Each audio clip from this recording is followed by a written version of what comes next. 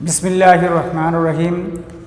Rotary school and college কর্তৃক আয়োজিত online class 2021 উপলক্ষে রোটারি স্কুল অ্যান্ড কলেজের সকল শিক্ষার্থীদের জানাচ্ছি আন্তরিক শুভেচ্ছা ও সালাম। আশা করি তোমরা সবাই এই মহামারী করোনাকালীন সময়ে ভালোই আছো। আমিও তোমাদের দোয়ায় এক প্রকার ভালো আছি। বিগত দিন ধরে আমাদের অনলাইন ক্লাস 2021 চালু হয়েছে। তোমরা এই ক্লাসগুলি যথারীতি শুনছো এবং বোঝার চেষ্টা করছো। তারই ধারাবাহিকতায় আজ আমি তোমাদের সামনে নবম শ্রেণীর বাংলা প্রথম পত্রের একটি প্রবন্ধ নিয়ে আলোচনা করব। আশা করি তোমরা এই অনলাইন ক্লাসটি দেখবা এবং মনোযোগ সহকারে বোঝার চেষ্টা করবা। আজ আমি মূল পাঠে যাচ্ছি। আজকের আমি তোমাদেরকে বাংলা প্রথম পত্রের বই পড়া প্রবন্ধটি নিয়ে তোমাদের সামনে আলোচনা করব। বই পড়া প্রবন্ধটি প্রমোদ চৌধুরীর লেখা। প্রমোদ চৌধুরীর লেখা এই বই পড়া প্রবন্ধটি তোমাদেরকে এই বছরের প্রথমেই আমি তোমাদের সামনে আলোচনা করব। ইতিপূর্বে আর তোমরা হয়তো এই গল্পটি তোমরা পড়োনি, তাই আমি প্রবন্ধটি আলোচনার পূর্বে লেখক পরিচিতি সম্পর্কে একটু আমি ধারণা তোমাদেরকে দিতে হবে, কারণ লেখক পরিচিতি থেকে বেশ কিছু প্রশ্ন, বিশেষ করে বহু নির্বাচনী প্রশ্নে এসে থাকে। তাই লেখক পরিচিতি সম্পর্কে আমাদেরকে জানতে হবে। তাই লেখক পরিচিতি তোমরা একটু মনোযোগ সহকারে শুনবা এবং এখান থেকে প্রশ্নগুলি উত্তর আমি বের করে দেব, তোমরা এগুলি অনুধাবন করার চেষ্টা করবা। প্রমোদ চৌধুরী 7ই আগস্ট 1868 সালে তিনি যশোর জেলায় জন্মগ্রহণ করেন। তার পৈতৃক নিবাস ছিল পাবনা জেলার হরিপুর গ্রামে। তার শিক্ষা জীবন ছিল অসাধারণ কৃতিত্বপূর্ণ। তিনি অত্যন্ত মেধাবী ছিলেন। তিনি 1890 খ্রিস্টাব্দে কলকাতা বিশ্ববিদ্যালয় থেকে ইংরেজি সাহিত্যে প্রথম শ্রেণীতে এমএ ডিগ্রি তিনি লাভ করেন। এরপর ব্যারিস্টারি পড়ার জন্য তিনি বিলেত গমন করেন। বিলেত থেকে ফিরে এসে ব্যারিস্টারি পেশায় যোগদান না করে তিনি কিছুকাল ইংরেজি সাহিত্যে অধ্যাপনা করেন এবং পরে সাহিত্য চর্চায় তিনি মনোনিবেশ করেন। তার সাহিত্যিক ছদ্মনাম ছিল বীরবল। তার সম্পাদিত সবুজপত্র বাংলা সাহিত্যের চলতি ভাষারীতি প্রবর্তনে অগ্রণী ভূমিকাও পালন করেন। বস্তুত তারই নেতৃত্বে বাংলা সাহিত্যে নতুন গদ্যধারা সূচিত হয়। তার উল্লেখযোগ্য গ্রন্থগুলির মধ্যে আছে বীরবলের হালখাতা, রায়েতের কথা, চার ইয়ারির কথা, আহুতি, প্রবন্ধ সংগ্রহ, নীল লোহিত, সনেট, পঞ্চাশত, পদচারণ ইত্যাদি। প্রমোদ চৌধুরী 2রা সেপ্টেম্বর 1986 সালে তিনি কলকাতায় পরলোক গমন করেন। এ ছিল বীরবল বা প্রমোদ চৌধুরীর সংক্ষিপ্ত পরিচিতি। আজকের আমি তোমাদের সামনে যে গল্পটি বা যে প্রবন্ধটি নিয়ে আলোচনা করব, সেই প্রবন্ধটি সম্পর্কে একটু সংক্ষিপ্ত ধারণা আগে দিয়ে নিই। তাহলে তোমাদের এই প্রবন্ধটি বুঝতে তোমাদের অনেকটা সহজ হবে। বই পড়া প্রবন্ধটি প্রমোদ চৌধুরী প্রবন্ধ সংগ্রহ, তার প্রবন্ধ সংগ্রহ নামক একটি গ্রন্থ থেকে নির্বাচন করা হয়েছে। কারণ বই পড়া এই গল্পটি তো তিনি আলাদাভাবে লিখেন না, এখানে তিনি প্রবন্ধ সংগ্রহ থেকে যে বইটি লিখেছেন সেখান থেকে একটি এখানে তোমাদের পাঠ্য বইয়ের অন্তর্ভুক্ত করা হয়েছে। একটি লাইব্রেরির বার্ষিক সভায় প্রবন্ধটি পঠিত হয়। এই প্রবন্ধটি লেখক একটি লাইব্রেরির বার্ষিক সভায় তিনি এটি ভাষণ দেন। আমাদের পাঠচর্চার অনবদ্য শিক্ষা ব্যবস্থার ত্রুটির জন্য ঘটেছে তা সহজেই লক্ষণীয়। আমাদের শিক্ষা ব্যবস্থার ত্রুটি কোথায় কোথায় এই কথা উল্লেখ করতে গিয়ে লেখক সাহিত্য চর্চার কথা তিনি উল্লেখ করেছেন। আর্থিক অনটনের কারণে অর্থকরী নয় এমন সব কিছুই এদেশে অনর্থক বলে বিবেচনা করা হয়। যেখানে আমাদের আর্থিক কোনো সুবিধা নাই সেইটাই আমরা বলি অনর্থক, যেটা আমাদের লাভ কী করে সেটাই এখানে লেখক তুলে ধরেছেন। সেজন্য বই পড়ার প্রতি লোকের অনীহা দেখা যায়। কারণ আমরা ভাবি যে বই পড়লে তো কোনো লাভ নেই, কি এতে আমাদের কি অর্থ আসবে কোত্থেকে, এতে আমাদের লাভ কী? তাই এই বই পড়ার প্রতি আমাদের অনীহাটা এখান থেকে আমাদের সৃষ্টি। শিক্ষা প্রতিষ্ঠান থেকে লব্ধ শিক্ষা পূর্ণাঙ্গ নয় বলে ব্যাপকভাবে বই পড়া দরকার।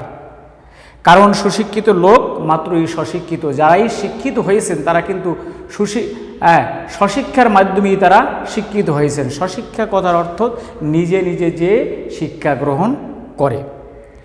যথার্থ শিক্ষিত হতে হলে মনের প্রসার ঘটানো দরকার। তার জন্য বই পড়ার অভ্যাস বাড়াতে হবে।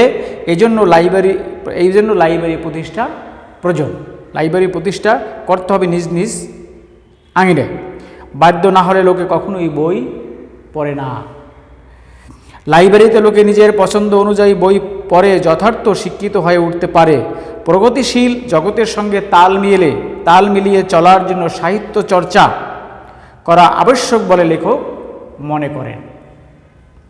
বই পড়া প্রবন্ধে প্রমথ চৌধুরী বই পড়ার গুরুত্ব ও তাৎপর্য উপস্থাপন করেছেন। বই পড়ার গুরুত্ব ও তাৎপর্য সম্পর্কে তিনি এই গল্পটিতে গুরুত্ব দিয়েছেন। প্রবন্ধটি এই শিক্ষাই দেয় যে জাতির মানসিক বিকাশ সমৃদ্ধিতে বই পড়া, জ্ঞান ও সাহিত্য চর্চার কোনো বিকল্প নেই। জ্ঞান বিকশিত করতে বই পড়ার কোনো বিকল্প নেই বলে লেখক এখানে মন্তব্য করেছেন।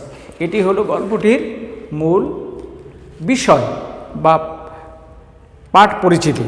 এখন আমরা একটু মূল গল্পে আমাদের যেতে হবে। এখানে কিছু কঠিন শব্দ দেওয়া আছে। মূল গল্পে যখনই আমি যাব তখনই আমাদেরকে কঠিন শব্দগুলির অর্থ যদি আমি না পড়ি, না বুঝি, তাহলে আমি ওই বাক্যটির অর্থ পরিপূর্ণভাবে বুঝতে পারবো না বা তার ভাবার্থ আমি বুঝতে পারবো না। এই জন্য কঠিন কিছু শব্দ আমার কাছে সামনে আসবে। যখন আসবে তখন আমি সেটার অর্থ বলে দেব বা আগেও আমি বলে দিতে পারি, যাতে তোমাদের একটু সহজ হয়। কারণ একটি বাক্যের ভিতরে একটি কঠিন শব্দ থাকলে ওই বাক্যের ভাবার্থ বোঝা আমাদের পক্ষে সম্ভব নয়, বা সেটাকে আমি অনুবাদ করাও করাও সম্ভব নয়। তাই এই গল্পটির ভিতরে কিছু কঠিন শব্দ দেওয়া আছে, সেগুলি একটু তোমরা দেখে নাও। আগে শব্দার্থ টিকাগুলি আমি আগে এখানে লিখে দিয়েছি। শৌখিন, এই গল্পটার ভিতরে আছে শৌখিন কথার অর্থ রুচিবান। শৌখিন কথার অর্থ রুচিবান, যার যত সুন্দর রুচি আছে সেটাকে শৌখিন বলে। বা উদ্বাহু, ঊর্ধ্ববাহু, অর্থাৎ বাহুটাকে উপরের দিকে উঠানো। আবার দেখো ডেমোক্রেসি, এটা ইংরেজি শব্দ। ডেমোক্রেসি গণতন্ত্র, সবার সমান অধিকার। সন্দিহান, সন্দেহযুক্ত, এই শব্দগুলি এখানে আছে।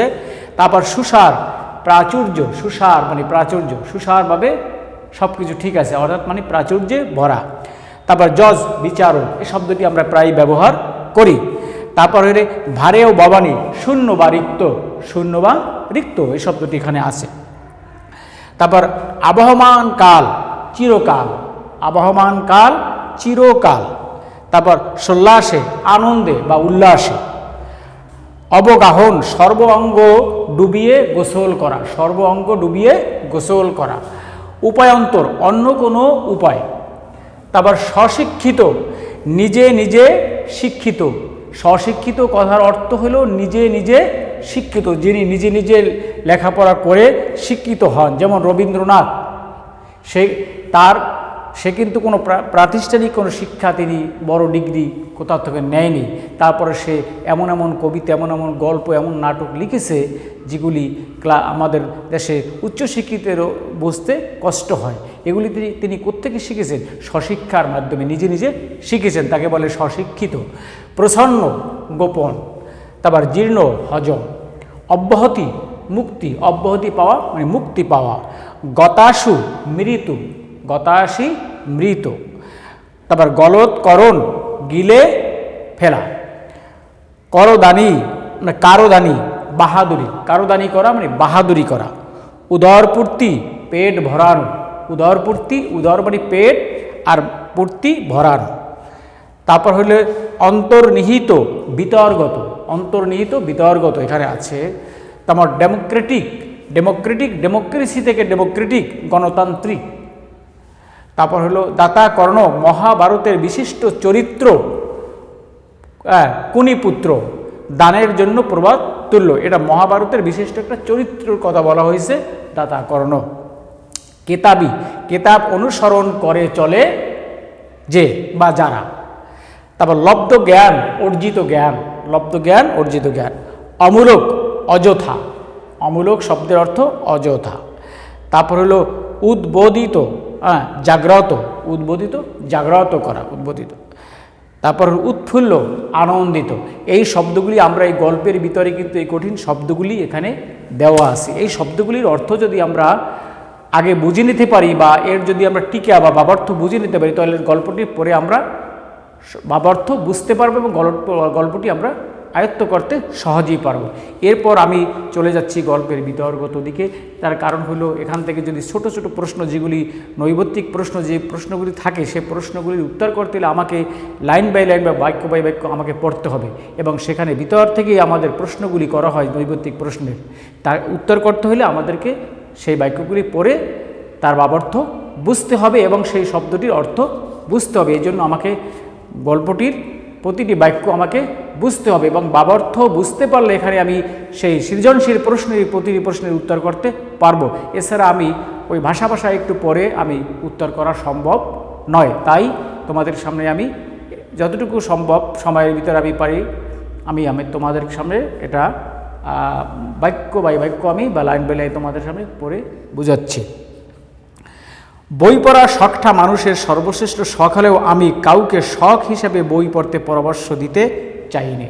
এখানে লেখক বলেছেন যে বই পড়াটা একটা শখ, যেমন উপন্যাসটা আমরা শখ, আনন্দের জন্য আমরা পড়ি, কিন্তু লেখক বলছেন বই পড়ার শখটা মানুষের সর্বশ্রেষ্ঠ শখ হলেও আমি কাউকে শখ হিসেবে বই পড়তে পরামর্শ দিতে চাইনি। কারণ প্রথমত সে পরামর্শ কেউ গ্রাহ্য করবে না। লেখক বলছে যে যদিও আমি পরামর্শ দিব, কিন্তু সে পরামর্শ কেউ গ্রাহ্য করবে না। কেননা আমরা জাত হিসেবে শৌখিন নই, এত শৌখিন নই যে আমি মজা করার জন্য, মজা পাওয়ার জন্য আমি এই বইটা পড়ব। এই শৌখিন জাতি বাঙালি নয়।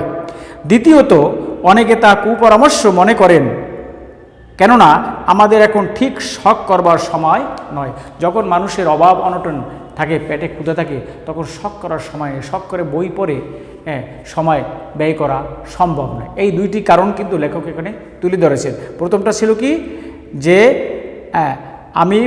কারণ আমরা শৌখিন জাতি নয়, তাই আমরা এটাকে বই পড়ার শখ হিসাবে আমি পরামর্শ কাউকে দেই না। দ্বিতীয়টি ছিল যে আমাদের এখন এটা শখ হিসেবে পড়ার সময়ও নয়। আমাদের এই রোগ শোক দুঃখ দারিদ্র্যের দেশে সুন্দর জীবন ধারণ করাই এখন হয়েছে প্রধান সমস্যা। আমরা সাধারণত দেখা যায় যে অধিকাংশ পরিবারই আমাদের দেশে, অধিকাংশ পরিবারই দিনান্তে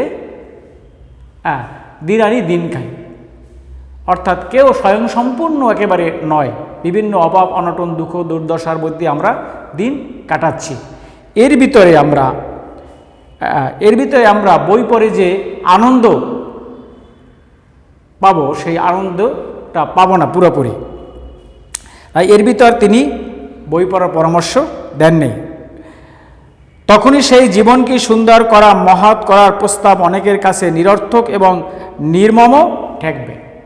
যাকে আমি বই পড়ার পরামর্শ দিব, সেটা মনে করবে যে এটা আমাকে সে কুপরামর্শ দিচ্ছে, কারণ আমার এখন পেটে ক্ষুধা, আমি দুঃখ দারিদ্র্যের ভিতর দিন কাটাচ্ছি, আমি এই বই পড়ে কি আনন্দ পাবো?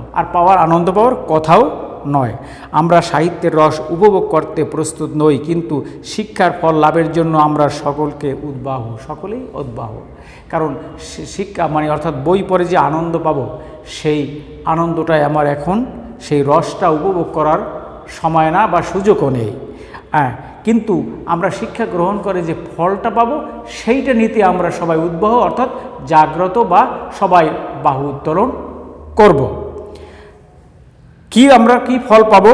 আমাদের বিশ্বাস শিক্ষা আমাদের গায়ের জ্বালা ও চোখের জল দুই দূর করবে, এই আশা সম্ভবত দুরাশা, কিন্তু তা হলেও আমরা তা ত্যাগ করতে পারি না, কেননা আমাদের উদ্ধারের জন্য কোনো সদুপায় আমরা চোখের সম্মুখে দেখতে পাই না। শিক্ষা গ্রহণ করে আমরা এখনই যে তার ফল পেয়ে তা ভোগ করতে পারবো এমন আশা আমরা এখনো এই মুহূর্তে করতে পারি না, কারণ কিন্তু তা হলেও আমরা তা ত্যাগ করতে পারি না, কেননা আমাদের উদ্ধারের জন্য কোনো সদুপায় আমরা চোখের সম্মুখে দেখতে পাই না। কারণ এই শিক্ষা গ্রহণ করেই যে আমরা তার ফল পাবো এরকম কোনো সম্ভাবনা আমরা চোখের সামনে এখনই দেখতে পাচ্ছি না। শিক্ষার মহত্বে আমিও বিশ্বাস করি এবং যিনি যাই বলুন সাহিত্য চর্চা যে শিক্ষার সর্বপ্রধান অঙ্গ সে বিষয়ে কোনো সন্দেহ নেই। অর্থাৎ সাহিত্য চর্চা বলতে এখানে বোঝানো হয়েছে বই পড়া, যে কোনো শিক্ষাই অর্জন করা। সাহিত্য বলতে শুধু বাংলা সাহিত্য না আর ইংরেজি সাহিত্য নয়, সকল বই সাহিত্য, এক এক বিষয়ের এক এক সাহিত্য। কিন্তু সাহিত্য চর্চা করেই, সাহিত্যটা আমাকে চর্চা করতেই হবে, আর সাহিত্য চর্চা করেই যে আমি ফল পাবো কি পাবো না, এটা নিয়ে আমার এখন সন্দিহান করারও সময় নয়। লোকে যে তা সন্দেহ করে তার কারণ এই শিক্ষার ফল হাতে হাতে পাওয়া যায় না, অর্থাৎ তার কোনো নগদ বাজার দর নেই। লোকে মনে করে যে এখন আমি এই শিক্ষা গ্রহণ করলাম, এর ফল আমি কখন পাবো, এখন আমি কাজ করলাম, আজকের আমি কাজ করলাম, তার আমি পারিশ্রমিক পাবো, কাজটা আমার যখন শেষ হয়ে যাবে তার আমি পারিশ্রমিক পাবো এবং সে পারিশ্রমিকটা আমি তখনই সেটা ভোগ করতে পারবো। কিন্তু এই বই পড়ে শিক্ষা গ্রহণ করে এর পারিশ্রমিক তো আমি এই মুহূর্তে পাবো না, কখন পাবো তার কোনো নিশ্চয়তা এই মুহূর্তে দেওয়া সম্ভব নয়। আর এর কোনো বাজার দর নাই যে আমি এইটুকু কাজ করলে এই পয়সা পাবো, এতটুকু শিক্ষা গ্রহণ করলে আমি এতটুকু ফল বা এতটুকু অর্থ পাবো, এর কোনো মাপকাঠি নেই। এই কারণে ডেমোক্রেসি সাহিত্যের সার্থকতা বোঝে না। এখানে ডেমোক্রেসি বলতে গণতন্ত্র, এই কারণে গণতন্ত্রের সাহিত্যের সার্থকতা বোঝা যায় না, অর্থাৎ জনসাধারণ সাহিত্যের কতটুকু মাপকাঠি তা বুঝতে পারবে না। বোঝে শুধু অর্থের সার্থকতা, তারা বোঝে আমার এখন এর থেকে কি অর্থ আসবে, আমি এর থেকে কি অর্থ পাবো, কতটুকু লাভ আমি করতে পারবো, এইটাই শুধু জনসাধারণ বুঝে। ডেমোক্রেসির গুরুরা চেয়েছিলেন সকলকে সমান করতে, কিন্তু তাদের শিষ্যরা তাদের কথা উল্টো বুঝে প্রতিজনই হতে চায় বড় মানুষ। যারা গণতন্ত্র প্রতিষ্ঠা করতে চেয়েছিলেন তারাই হলো ডেমোক্রেসির গুরু। তারা চেয়েছিল কি করতে? সকলকে সমান করতে, কিন্তু তাদের শিষ্যরা তাদের কথা উল্টো বুঝে প্রতিজনই হতে চায় বড়লোক। বলে সবাই আমরা বড়লোক হব, সবাই সমান হব না, সবাই কেউ আমি বড়লোক হব, অমুকে ছোট থাকবে, অমুকে ছোট থাকবে, কিন্তু এটা সম্ভব না। এটা ডেমোক্রেসি এসেছে সকলে সমান হবে, কিন্তু ডেমোক্রেসির আমি সেটা মানি না, আমিই বড়লোক হব। একটি বিশিষ্ট অভিজাত সভ্যতার উত্তরাধিকারী হয়েও ইংরেজি সভ্যতার সংস্পর্শে এসে আমরা ডেমোক্রেসির গুণাগুণগুলো আয়ত্ত করতে না পেরে তার দোষগুলো আত্মসাৎ করেছি। এর কারণও স্পষ্ট। ব্যাধি সংক্রামক স্বাস্থ্য নয়, এখানে স্বাস্থ্যের কথা আমরা চিন্তা করি না, আমরা ব্যাধি রোগের কথাই চিন্তা করি যে রোগটা আমার স্বাস্থ্যের ভিতর এসে আমার স্বাস্থ্যকে ধ্বংস করে দিছে, কিন্তু ব্যাধি সংক্রামকে আমরা দোষারোপ করি, কিন্তু স্বাস্থ্যকে নয়। আমাদের শিক্ষিত সমাজের লোলুপদৃষ্টি আজ অর্থের উপরই পড়ে আছে।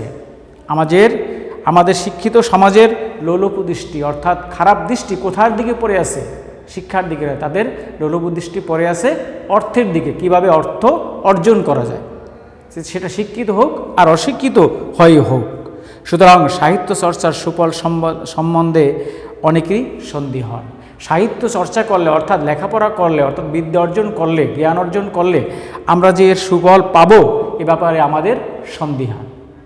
কারণ এই বর্তমান যুগে আমাদের এই অভাব অনটনের দেশে দেখা যায় এটাই, লেখাপড়া করে জ্ঞান অর্জন করে তিনি কোনো চাকরি পান না, কোনো কাজ পান না, তিনি বেকার থাকেন, তিনি বিভিন্ন কষ্টে দুঃখ দুর্দশার ভিতর তিনি দিনে অতিবাহিত করেন।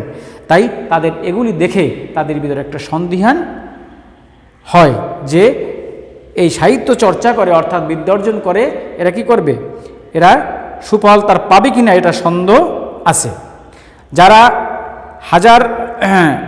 যারা হাজারখানা ল রিপোর্ট লেখেন তারা একখানা কাব্যগ্রন্থ কিনতে প্রস্তুত নন, কেননা তাতে ব্যবসার কোনো সুযোগ নেই।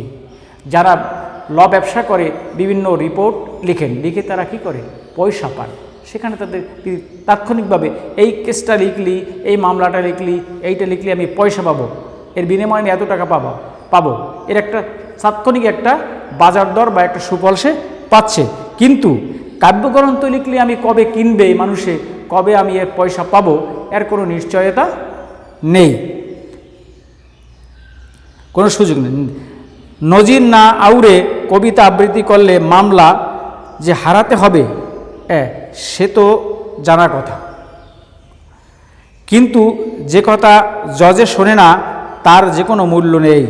এটাতেই হচ্ছে পেশাদারদের বিভ্রান্তি। এমন মামলা আমি তৈরি করব যেটা দ্বারা আমি মামলায় জয় করতে পারবো, আমি জজকে সন্তুষ্ট করতে পারবো এবং এখান থেকে আমি পয়সা ইনকাম করতে পারবো। জ্ঞানের ভাণ্ডার যে ধরনের ভাণ্ডার নয়, এ সত্য তো প্রত্যক্ষ, কিন্তু সমান প্রত্যক্ষ না হলেও সমান সত্য যে এ যুগে যে জাতির জ্ঞানের ভাণ্ডার শূন্য, সে জাতির ধনের ভারেও ববানি। অর্থাৎ এটা সত্য যে এই সভ্যতার যুগে যে জাতির জ্ঞানের ভাণ্ডার শূন্য, সে জাতি কিসের? ধনের ভাণ্ডার বা ভারেও ভবানী। এখানেই বলা হয়েছে ভারের ভবানী মানে শূন্য, অর্থাৎ যে জাতির জ্ঞানের ভাণ্ডার যত কম বা যত শূন্য, সে উন্নতির দিক দিয়েও সে কিন্তু শূন্যে বা সে একেবারে নিঃস্ব, এতে কোনো সন্দেহ নেই।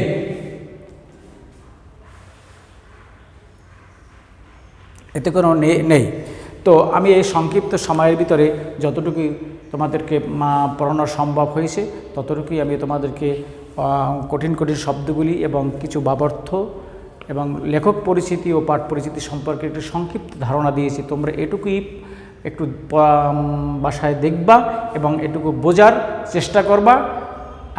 আর পরবর্তী ক্লাসে আমি আবার এরপর থেকে আমি তোমাদেরকে পড়াবো এবং আবার যতগুলি শব্দ আসবে এবং ভাবার্থ আসবে আমি বুঝিয়ে দেওয়ার চেষ্টা করব। এ বলে আজকের ক্লাসে আমি বিদায় নিচ্ছি। খোদা হাফেজ, ভালো থেকো।